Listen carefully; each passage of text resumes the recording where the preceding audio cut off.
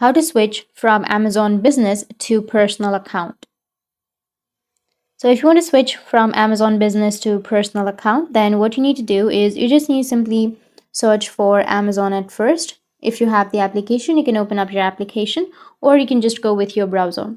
So open up your browser and then you need to log into your account. Once you've logged in, you need to go with the top right, which has that profile section. Tap on it and then go with the accounts option. Under accounts, you may have switch accounts, but if you don't have there, go with accounts and list. And then here on the bottom, you will have the option of switch accounts. Tap on switch accounts. Once you tap on switch accounts, then it will take you to this kind of interface. Now you just need to simply log out of your business account and you need to add your personal account. So tap on add account or the plus icon.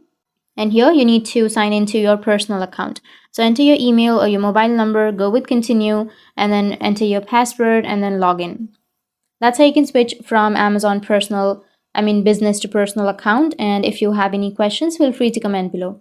Thanks for watching.